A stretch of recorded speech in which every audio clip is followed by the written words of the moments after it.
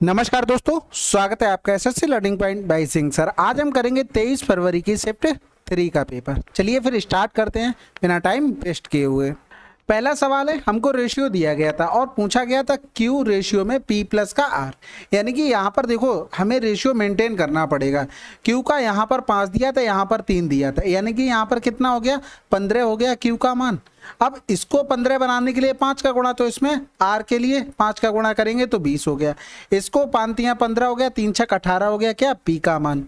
तो बस सिंपल हो गया, क्यू का मान 15 हो गया, 15 रेशियो में पी प्लस का आर यानी कि 18 प्लस का बी हो गया 20 हो गया, यानी कि ये कर देंगे तो 38 हो गया, इधर 15 और ये आंसर आ गया। अगला सवाल कह रहा था मोनिल की मासिक आय में 18% की कमी हो जाती है, उसकी मासिक आय में लगभग कितने परसेंट की वृद्धि होनी चाहिए ताकि वह फिर से उसकी वास्तविक मासिक आय के बराबर हो जाए। भाई देखो 100 से क्या हुआ 18% की कमी हो गई, यानी कि 82% बचा चीज। अब वो कह रहा था कितनी वृद्धि हो जाए। भाई हमें 18 की ही वृद्धि करनी पड़ेगी, लेकिन अब किस में करनी पड़ेगी 82 में, यानी कि 18 बटे में 82 गुणे में 100, इतने परसेंट की हमें वृद्धि करनी पड़ेगी। इधर हो गया 2 ने में 18 और 2 चौकू 8, 2 एकम 2। अब आया क्या हमारे पास, देखो 900 बटे में 41 आया। ऑप्शन का सहारा लो, 2 बार तो जाएगा ना, 81 41 गुणे में 2 करेंगे ब्याज 90 से छोटा, तो यानी कि 2 बार जाएगा। ये ऑप्शन कैंसिल आउट, ये ऑप्शन कैंसिल आउट हो गया।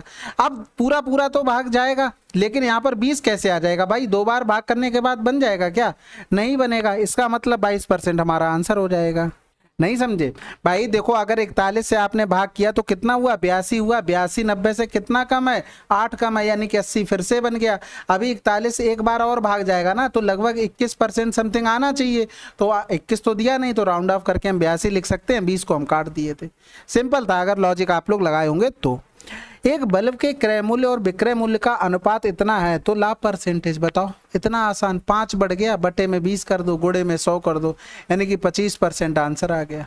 अगला सवाल, यदि किसी संख्या के 25% में से 75 घटा दिया जाए तो परिणाम इतना आता है, उस संख्या का मान बताइए। अब देखो अगर हम 25% बराबर लिखना चाहें ना, तो हम ये लिख सकते हैं 1225 प्लस का 75। कैसे किया भाई, हमने कोई संख्या 100 मानी, 100 का 25% अगर लिखते तो यही तो आता, यानी कि 25% इसमें से हमने 75 घटा दिया तो ये 1225 हो गया। हमने इस 25% का डायरेक्ट मान लिख लिया। समझ में आई। 100% का मान निकाल लेंगे, यहाँ से इनको जोड़ेंगे, 0 हो गया, 7 3 10 हो गया, यहाँ पर 13 हो गया, बटे में 25 हो गया, गुणे में 100 हो गया, तो 25 चौकू 100 हो गया, 13 चौकू 5200 आंसर आ गया। अगला सवाल, एक शंकु की ऊंचाई 15 सेंटीमीटर है, इसके आधार की त्रिज्या इतनी है, शंकु का आयतन। सबसे पहले 11 की डिविजिबिलिटी, ये तो हो जाएगा, 3 2 5 नहीं होगा, 4 3 7 नहीं होगा, 6 2 8 ये भी हो जाएगा। अब थोड़ी सी कैलकुलेशन कर लेते हैं, 1 बटे में 3 पाई आर स्क्वायर एच। अब एक चीज बताओ, जब रेडियस 7 हो तो पाई आर स्क्वायर का मान क्या होता है, पाई आर स्क्वायर का मान 154। जब रेडियस 14 होगी तब 616 होता है।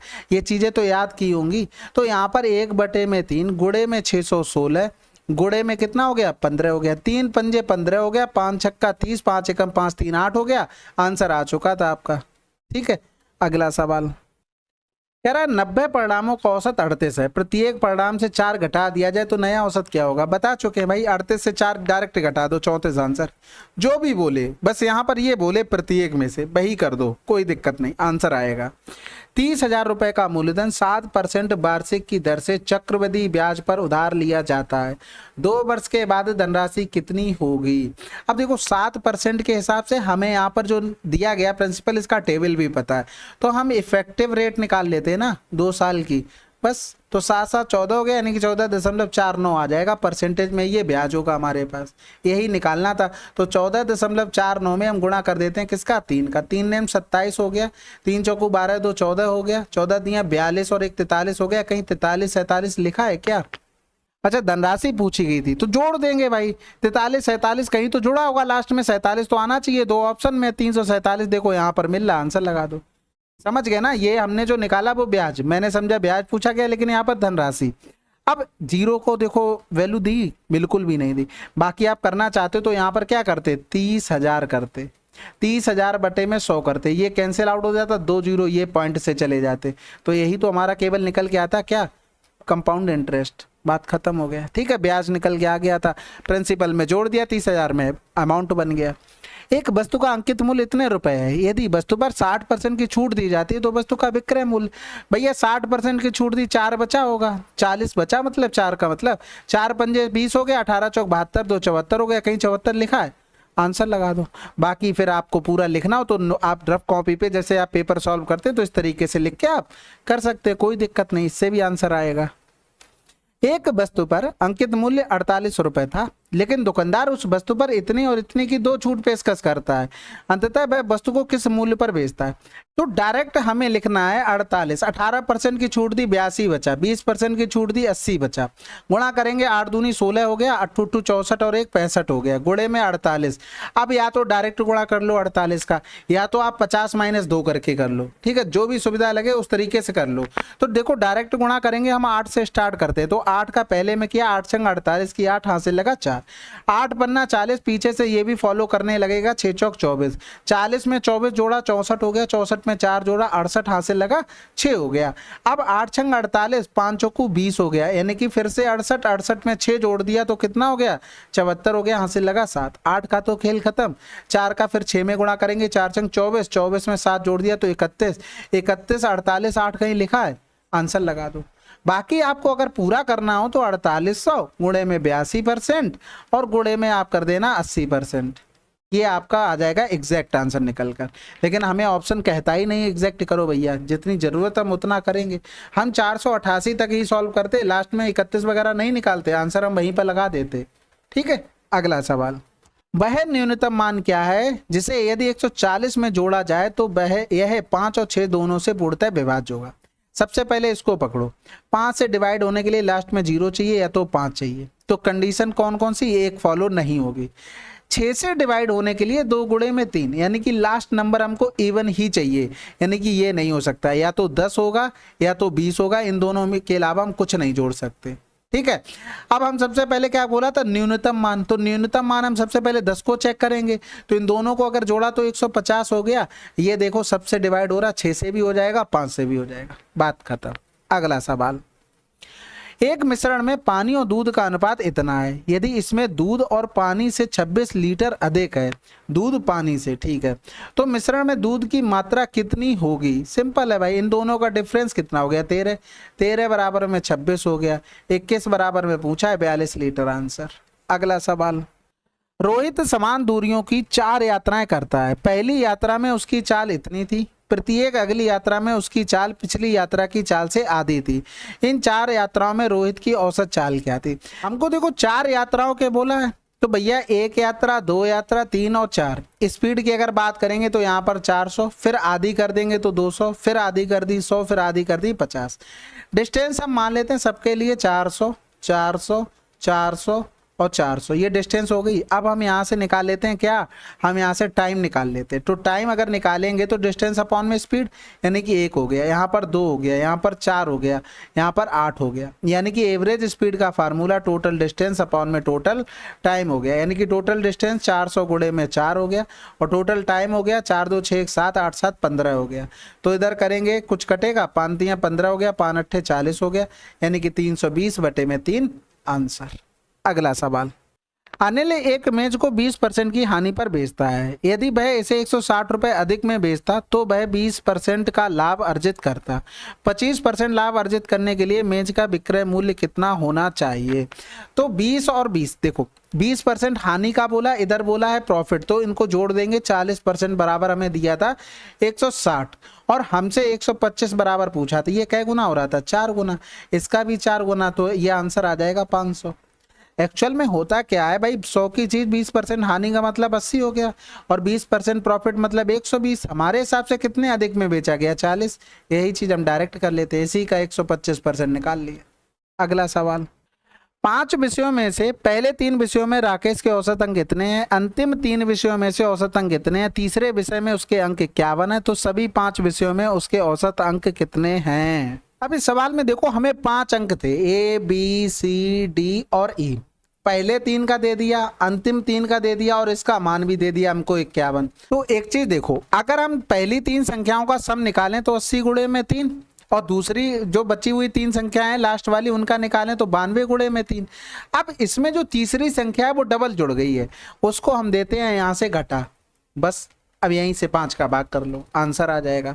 तो यहाँ पर 3 कॉमन ले लेंगे, ये हो गया 2 और 9 8 17 गुणे में 3 माइनस का 51 हो गया बटे में 5 हो गया, तो 3 दूनी 6 हो गया और 17 तियां 51 हो गया, माइनस का हो गया यहाँ पर 51 बटे में 5, 5 बचा, 11 से 5 गया तो 6 बच गया, 4 बच गया बटे में 5, 5 ने 45 हो गया, 1 बचा, 5 तियां 15, आंसर आ गया 93। अगला सवाल, व्हाट इज द वैल्यू, भाई सिंप्लीफिकेशन का है, थोड़ा बहुत तो दिमाग लगाना पड़ेगा, इनका डिफरेंस करते हैं। 8 से 4 गया तो 4, 8 से 2 गया तो 6, 64 आ गया।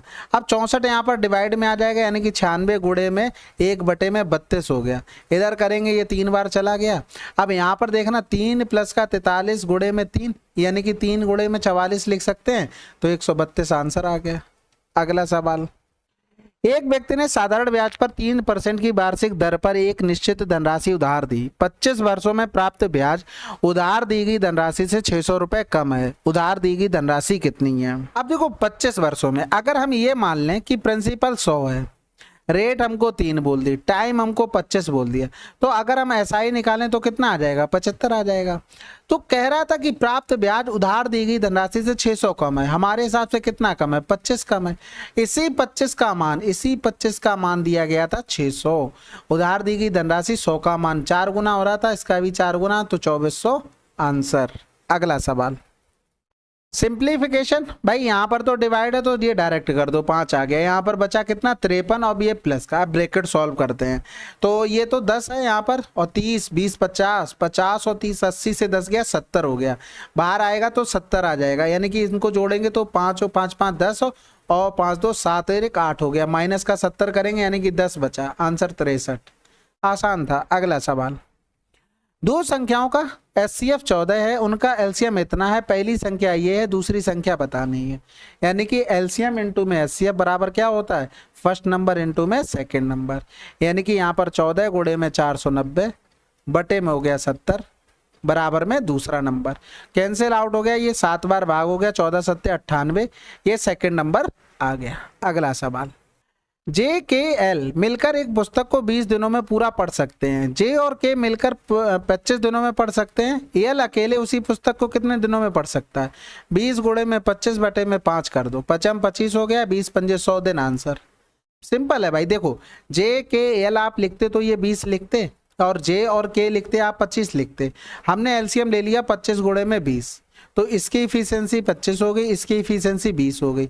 अब इन दोनों का जब डिफरेंस करेंगे तो 5 ही तो आएगा, और वो कौन सा मान निकल आएगा? ये L का मान निकल कर आ जाएगा, उसी से टोटल काम में भाग कर दिया।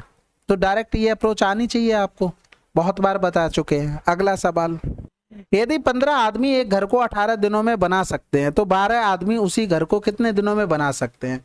तो 6 तियां 18 हो गया, 6 दूनी 12 हो गया, 6 तियां 18 होगा, यहाँ पर 15 तियां 45 यानी कि 22.5 दिन। सिंपल है भाई, M1 D1 और T1 अपॉन में W1 बराबर में M2 D2 और T2 अपॉन में W2। सेम घर की बात हो रही तो वर्ग तो सेम हो गया, इसके अलावा जो पता उसका मान रख दो, जिसका मान नहीं पता दोनों कंडीशनों में वो उसको हटा देते हैं। तो 18 दिन यानी कि बराबर हो गया, इधर 12 आदमी, इधर डे का मान निकालना, तो 6 दूनी 12, 6 तियां 18, 45 बटे में 2 यानी कि 22.5 आंसर।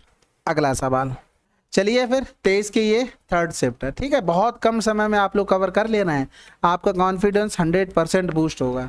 उसके पीछे रीजन ये है कि आपको ये नहीं लगेगा कि वो अभी हमारा करने को रह गया, पता नहीं कैसे क्वेश्चन पूछे गए होंगे, और आपको बहुत अच्छा फील होगा, इससे आपके मार्क्स भी बढ़ेंगे। ठीक है, चलो फिर बाकी कमेंट करके आपको भी बताना है। मिलते हैं अगले वीडियो में। जय हिंद, जय भारत।